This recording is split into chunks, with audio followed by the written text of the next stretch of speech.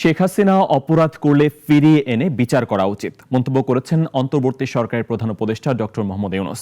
যুক্তরাষ্ট্রের new York টাইমসে এক অনুষ্ঠানে করা প্রশ্নে তিনি এই মন্তব্য করেন। তিনি বলেন, সংস্কার কমিশন সুপারিশ দেবে, তারপরই মূলত নির্বাচন নিয়ে আলাপ আলোচনা হবে। প্রশ্ন তোলেন বর্তমান বৈশ্বিক অর্থ ব্যবস্থা নিয়েও। আব্দুল্লাহ শাফির রিপোর্ট। আগে থেকেই বিশ্বের পরিচিত মুখ অন্তর্বর্তী সরকারের প্রধান উপদেষ্টা ডক্টর মোহাম্মদ ইউনূস। এবার যোগ হলো জাতিসংঘে বাংলাদেশের প্রতিনিধি হিসেবে। ব্যস্ততাও তাই কয়েকগুণ বেশি।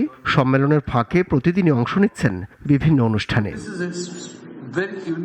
এরই অংশ হিসেবে গতকাল নিউ ইয়র্ক টাইমসের অফিসে মুখোমুখি হন জলবায়ু বিষয়ক এক অনুষ্ঠানে, যেখানে সাংবাদিকদের প্রশ্নে উঠে আসে বাংলাদেশের সাম্প্রতিক রাজনৈতিক পরিস্থিতির প্রসঙ্গ। প্রধান উপদেষ্টাও তার সহজাত উত্তরে বয়ান করেন, জুলাই বিপ্লব প্রেক্ষাপট। প্রশ্ন আসে পলাতক শেখ হাসিনাকে ভারত থেকে ফেরানো হবে কিনা। ডক্টর ইউনূস বলেন, অপরাধ করে থাকলে শেখ হাসিনাকে ফিরিয়ে এনে বিচারের মুখোমুখি করা উচিত। 50 বছরের ওয়ারেন্টি আর বাহারি ডিজাইনের মোস্তফা ইউপিভিসি ডোর কাটিয়ে দিন নিশ্চিন্তে 50 বছর। Mostafa uPVC door, excellence with durability. বহুদিন ধরেই বাংলাদেশ গণতন্ত্রের সংকটে ভুগছে। নির্বাচন ব্যবস্থায় পচন যার অন্যতম কারণ। শেখ হাসিনার পতন হলো, তাহলে গণতান্ত্রিক নির্বাচন কবে নাগাদ হবে? এমন প্রশ্নে ইউনূস বলেন, কবে নির্বাচন হবে তার কোনো সময়সীমা তার কাছে নেই।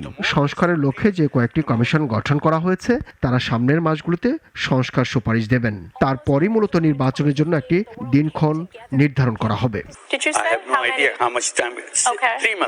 We gave the time to 3 months to the commission. And then report comes out. Then the question of negotiation. 1/11 সময় ডক্টর ইউনূস একটি রাজনৈতিক দল গঠনের সিদ্ধান্ত নিয়েছিলেন। নানা রাজনৈতিক প্রেক্ষাপটের কারণে তাকে শেষ পর্যন্ত সরে আসতে হয়।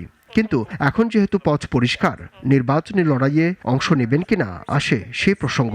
ডক্টর ইউনূস বলেন, নির্বাচনে দাঁড়ানোর কোনো পরিকল্পনা তার নেই। তবে তার পাল্টা প্রশ্ন, তাকে দেখে কি মনে হয় যে তিনি নির্বাচনে লড়বেন? Do I look like someone who will run?